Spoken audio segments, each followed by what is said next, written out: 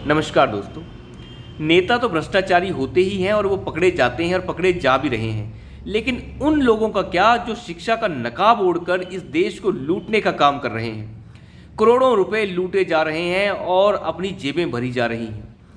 मैं बात कर रहा हूँ इंजीनियरिंग की कोचिंग कराने वाले इंस्टीट्यूट्स, आईएएस की कोचिंग कराने वाले इंस्टीट्यूट्स और पता नहीं मेडिकल और पता नहीं फलाना फलाना तरह के इंस्टीट्यूट्स जो पता नहीं कितने ही तैयारी के नाम पर बच्चों से पैसा लूट रहे हैं। हम लोग कभी ध्यान ही नहीं देते कि ये लोग कैसे पैसा बना रहे हैं और ना इस चीज़ पे कभी ध्यान जाता है। जो ये एडवर्टाइजमेंट अखबारों में देते हैं, पूरा पन्ना भरा होता है, अखबार का पहला पन्ना भरा रहता है, जिसका खर्च लगभग 25 से 40 लाख रुपए के बीच में होता है। कहाँ से आ रहा है इतना पैसा? महीने महीने भर तक वो एडवर्टाइजमेंट चलती रहती है। आप अंदाज़ा लगाइए कहाँ से आ रहा है वो पैसा। और अब आज इस चीज़ को क्यों उठाया जा रहा है? क्योंकि जो सेंट्रल कंज्यूमर प्रोटेक्शन अथॉरिटी है उसने एक्शन शुरू कर दिया है। इस अथॉरिटी को बनाया गया था 2019-20 के बीच में, और उस समय इस अथॉरिटी का जो काम था ये तय किया गया था कि कंज्यूमर के जो प्रोटेक्शन है उसके लिए ये काम करे और लोगों के हित जहाँ प्रभावित हो रहे हैं उनको देखे। तो यहाँ पे हित जो है वो प्रभावित हो रहे हैं, क्योंकि हो क्या रहा है, मान लीजिए आईएएस दृष्टि है जिसमें विकास सर पढ़ा रहे हैं। हम उनकी पढ़ाई के ऊपर बिल्कुल शक नहीं करते, हो सकता है बेहतरीन पढ़ाते हो, कोई दिक्कत नहीं, लेकिन उनके यहाँ जो टॉपर है वो दूसरी इंस्टीट्यूट में भी टॉपर है, वो तीसरे में भी टॉपर है। अखबार के ऊपर जब एडवर्टाइजमेंट देखते हैं तो वहाँ लिखा होता है कि हमने ऐसे पढ़ाया और ये टॉप कर गया। जब एक और अखबार उठाते हैं तो वहाँ पे ओझा सर की एकेडमी है, वहाँ भी लिखा होता है कि ये यहाँ पे टॉप कर गया। एक ही बच्चा 10-15 एकेडमीज में टॉप कर रहा होता है। तो क्या चल रहा है? मैं आपको 2022 का आंकड़ा बताऊं, 2021-22 के बीच में जब यूपीएससी का टेस्ट हुआ तो उस समय लगभग 950 के आसपास जो बच्चे हैं वो क्लियर हुए थे। 950 बच्चे क्लियर हुए, लेकिन सारे के सारे इंस्टीट्यूट्स के अखबार जो हैं अगर उनको इकट्ठा किया जाए और अखबार में देखा जाए एडवर्टाइजमेंट, तो वहाँ पे टोटल मिला के वो बताते हैं 3500 बच्चे क्लियर हो गए। क्योंकि एक इंस्टीट्यूट बताता है हमारे 400 क्लियर हो गए, दूसरा बताता है हमारे 200 बच्चे क्लियर हो गए, एक बताता है हमारे 150 क्लियर हो गए। तो सबका अगर हम सबको जोड़ दें तो बन जाता है लगभग 3500 बच्चे क्लियर हो गए, और क्लियर सिर्फ 950 बच्चे हुए। क्योंकि औसतन जितने भी बच्चे क्लियर होते हैं यूपीएससी में तो वो ज़्यादा से ज़्यादा 900 से लेके 1000 के बीच में या 1100 के आसपास रहते हैं, उससे ज़्यादा कहीं नहीं होते।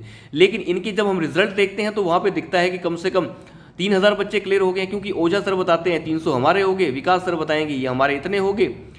तो अब जो है सेंट्रल जो एजेंसी है, एक अथॉरिटी है, सेंट्रल जो कंज्यूमर प्रोटेक्शन अथॉरिटी है, उसने एक्शन शुरू किया है और ऐसे 20 इंस्टीट्यूट्स को नोटिस जारी किए हैं कि आप बताइए ऐसा क्यों हो रहा है, और इनमें से 4 के ऊपर जो है पेनल्टी भी लगा दी गई है। तो मुझे लगता है ये एक बेहतरीन तरीका है इन लोगों को भी चेकसम करने का। इन लोगों ने शिक्षा के नाम पर जो लूट मचा रखी है उसको बिल्कुल मजाक बना दिया गया है। क्या आईएएस पहले नहीं बनते थे? क्या पहले आईएएस बनते ही नहीं थे? एक गरीब आदमी वो कैसे आईएएस बनेगा? एक ठेले वाला वो कैसे बनेगा? उसे बनने के लिए भी तो इंस्टीट्यूट की ट्रेनिंग चाहिए क्या?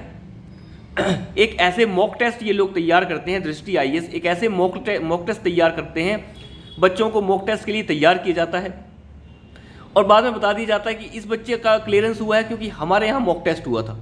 हर बच्चे से ये लिखवा लिया जाता है, उसे लालच दिया जाता है कि आप बोल दीजिए कि हमने जो है यहाँ से पढ़ाई की है, आपको आईफोन मिलेगा, आपको गाड़ी मिलेगी। मतलब बच्चे को भ्रष्टाचार के अंदर फंसा दो पहले ही, यूपीएससी में वो गया नहीं और भ्रष्टाचार पहले ही करवा दो उससे। तो ये जो धांधली चल रही है, इतने ज़्यादा एडवर्टाइजमेंट आ रहे हैं, कहाँ से आ रहे हैं? वो यहीं से आ रहे हैं। पैसे का जो घमासान मचा रखा है वो यहीं से हो रहा है। ये बायजू जैसे इंस्टीट्यूट जिनकी जो है इतना बड़ा टर्नओवर हो गया है और अब जो है वो धरातल पे चले गए हैं। कैसे खुल गए? 2-4 साल के अंदर ही पूरे भारत में इसके जो है आप देख सकते हैं जगह जगह जो है इसके ऑफिस खुल चुके हैं और जगह जगह इंस्टीट्यूट्स चल रहे हैं। इंस्टीट्यूट्स के नाम पे जो ठगी भारत के अंदर हो रही है उससे बड़ी ठगी कोई नहीं है। और सेंट्रल प्रोटेक्शन अथॉरिटी जो है, सेंट्रल कंज्यूमर प्रोटेक्शन अथॉरिटी, उनके हिसाब से माने तो लगभग ये जो बिजनेस है पूरे इंडिया का लगभग 60,000 करोड़ रुपए का है। तो अंदाज़ा लगाइए 60,000 करोड़ रुपए का बिजनेस ये कैसे चल रहा है, और बच्चों के भविष्य के साथ जो है एक तरीके का खिलवाड़ हो रहा है।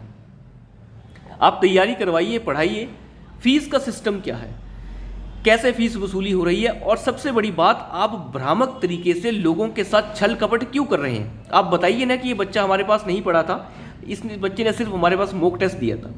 अब जगह जगह जो है एक ही बच्चा टॉपर कर रहा है, टॉप कर रहा है। और आप ये बताइए, एक ही बच्चा अगर टॉप किया है तो उस बच्चे की एडवर्टाइजमेंट हर इंस्टीट्यूट के पास है, यानी वो हर इंस्टीट्यूट में पढ़ा हुआ है। भले पढ़ा ना हो, वो बाद में ये दिखा देंगे कि नहीं इसने एक क्लास ज्वाइन की थी हमारे पास, इसमें 2 क्लास ज्वाइन की। मतलब जानबूझ के एक भ्रम की स्थिति बनाई जा रही है और बच्चा जो है कंफ्यूज हो जाता है और पागल हो जाता है कि हमें तो दृष्टि आईएएस में ही जाना है, वहाँ से पढ़कर जो निकला वो तो कामयाब है, समझ लो। वहाँ पे अगर 150 बच्चों ने मॉक टेस्ट दिए तो 150 के 150 क्लियर हैं, क्योंकि मॉक टेस्ट तो 900 1000 1500 ने दिया था, लेकिन लिखवा सबसे लिया था। बात वहाँ पे ये जो चीज़ हो रही है ये एक बड़ी ही भयानक चीज़ है और ये हमारे बच्चों के साथ बहुत बड़ा खिलवाड़ है। मुझे लगता है इस चीज़ के ऊपर सरकार ने ध्यान दिया है, ये बहुत ज़रूरी है और इन इंस्टीट्यूट्स के धंधे के ऊपर लगाम लगाना ज़रूरी है, क्योंकि गरीब तबके का बच्चा इस इंस्टीट्यूट्स को अफोर्ड नहीं कर पाता और वो प्रतिस्पर्धा की लड़ाई में बहुत पीछे छूट जाता है।